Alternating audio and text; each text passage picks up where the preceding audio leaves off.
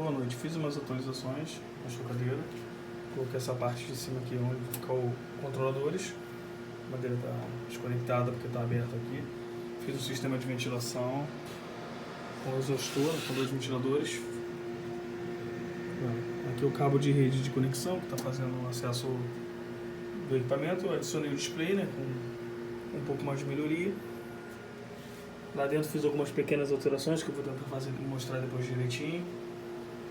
Agora vamos ver aqui o esquema que eu não tinha colocado anteriormente, lembra do primeiro projeto. Aqui eu coloquei bem melhor, vou ver se eu deixo disponível para vocês poderem entender. Então, vamos começar aqui embaixo, né, o controle das 2 resistências. Agora são 2 resistências controladas separadamente. Tá? Para vocês perceberem. Essa parte aqui é a alimentação AC, são os relés sólidos, que vão fazer o controle do motor, do gira-ovo, da lâmpada lá dentro, do aquecimento da água, quando houver necessidade de aumentar a umidade, ou até o controle da umidade. Essa é a parte AC. Há uma fonte separada também que vai ser alimentada. Essa fonte é uma fonte no Blake, tá? Vai conter 4 baterias ali dentro. Então, uma fonte no Blake.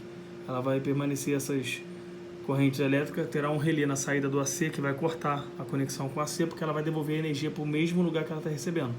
Então, uma fonte no Blake, vai entrar uma bateria dentro dela, ela vai devolver a energia para a tomada. Então, para evitar esse tipo de problema, vai existir um relé aqui, normalmente aberto, né? Quando a energia for desconectada, ela vai fechar, mantendo a energia só conectada internamente. Essa fonte no Blake, ela vai ter mais ou menos 48 volts, 5 amperes, suficiente para manter o funcionamento por alguns minutos. Esses são os 2 ventiladores que eu mostrei na imagem anterior. Eles são forçados, tá vendo? São controladores forçados, funcionam diretamente. Esse é o controlador do display, no pino do Raspberry. Os controladores de umidade. Lá na verdade está o DHT11, eu vou substituir pelo DHT22. Ainda está o DHT11. Esses são os ventiladores da resistência.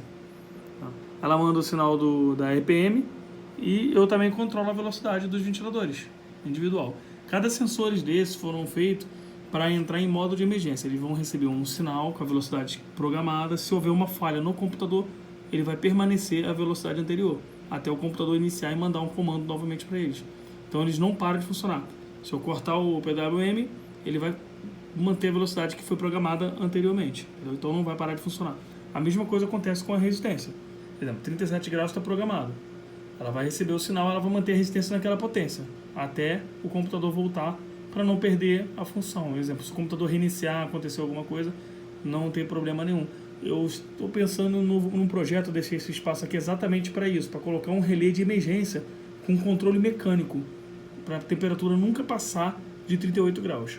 Então, estou pensando em colocar um controle mecânico nessas 2 resistências, se houver a necessidade de controlar a temperatura para nunca exceder e também para nunca abaixar de 35. Então, eu penso no futuro. Eu vou fazer vários testes. Já tem mais de 3 meses que essa chocadeira está ligada com esse nível de projeto. Então, eu vou fazer um teste.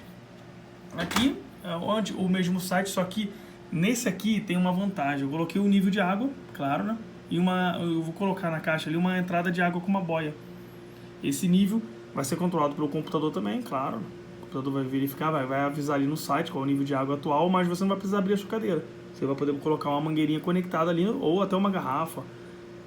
Terá várias formas de você poder conectar nela, para reabastecer sem necessidade de abrir.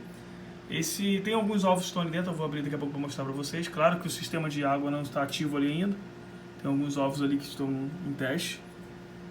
Já tem 3 dias que eu coloquei para fazer, se não me engano foram 10 ovos. Aqui está o controle em tempo real. Aqui dá para ver o controle em tempo real. Ó. Esse controle aqui é da resistência, né? São 2 sensores da resistência, só que um só está operando no momento. O controlador da resistência está operando com um sensor, então eles vão trabalhar iguais a potência. Tá? Como está na temperatura adequada, você pode verificar que quase não está consumindo nada. Esses são os ventiladores, vão trabalhar em 1000 rotações, daqui a pouco ele acelera um pouquinho, dependendo da necessidade. Esses controladores aqui embaixo é para acender a luz, todos eles têm a mesma função de acender e apagar a luz.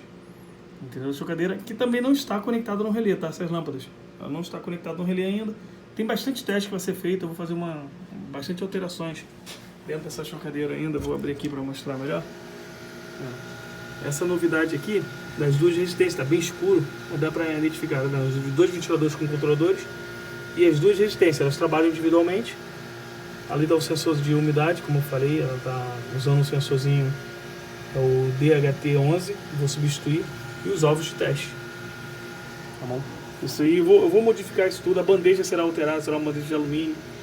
Vai ter bastante alterações aqui, e quando for feitas essas alterações eu vou ir publicando. Muitas pessoas perguntaram, não vai fazer atualização, mandavam um e-mail para mim, eu já até respondi no e-mail lá, que eu ia fazer uma atualização dela, claro.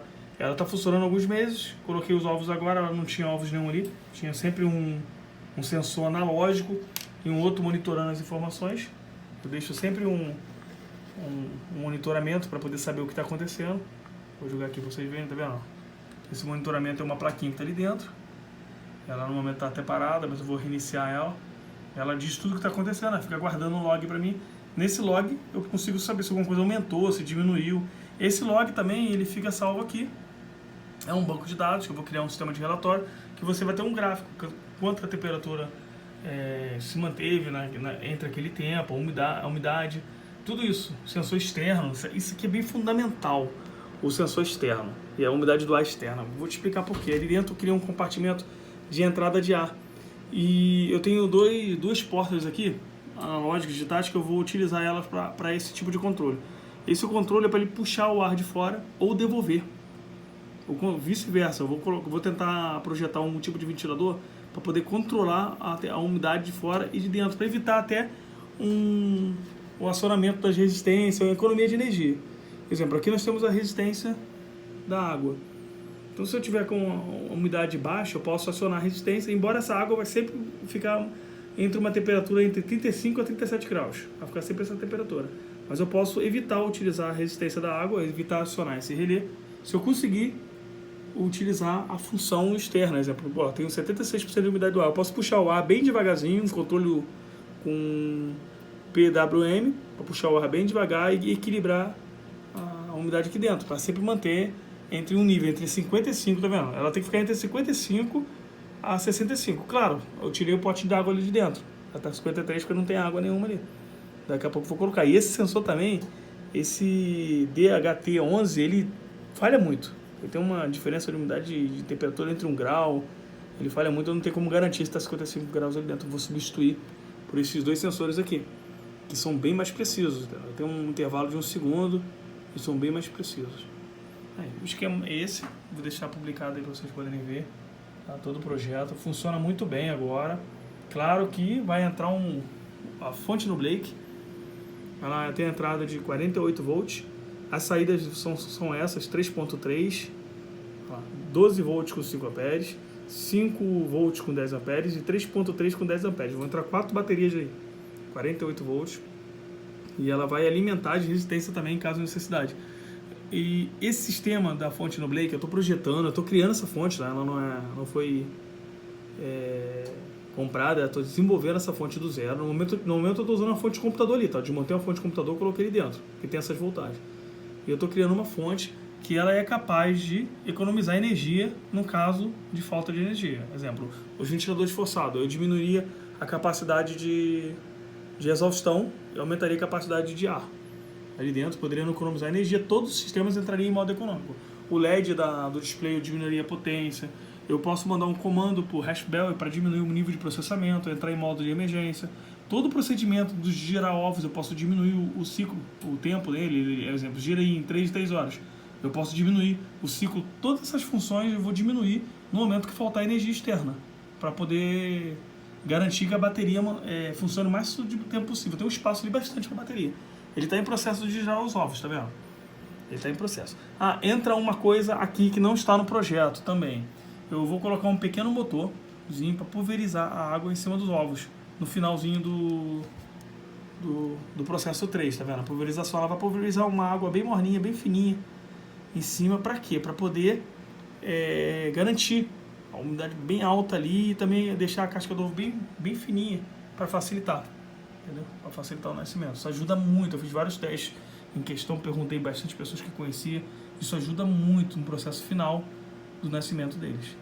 Então, isso é uma coisa que será feita aqui, não está no projeto ainda, porque eu estou querendo calcular. O anterior funcionava de forma analógica. Chegava naquele ponto ali, acionava o relé e ficava pulverizando 5 ml de água a cada 2 horas.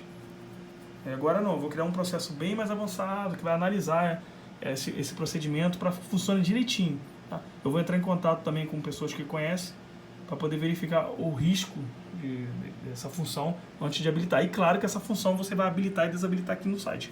Esse site aqui vai entrar um site novo que você vai poder ver o histórico. Você vai poder acessar esse site de qualquer lugar, um aplicativo do celular. Entendeu? Sem contar com a câmera, né? Eu tirei a câmera dali de dentro, mas você tem a opção da câmera, o vídeo. Eu vou colocar o vídeo ali depois. Com essa função do vídeo, você vai poder acompanhar também os áudios. Você vai poder acompanhar tudo direitinho, vendo direitinho todo o procedimento. Vai ser gravado dentro dele também. Um cartãozinho de memória de 64 GB, ele grava todo o procedimento. Então, grava em baixa qualidade, mas de uma forma que você consegue ver o procedimento inicial até o final. Depois você pode salvar tanto na nuvem como pode baixar. Tá bom? Esse é um projeto novo. Claro que muita coisa vai mudar ali. Estou querendo mudar até o formato dela. Tudo vai mudar. Tá bom?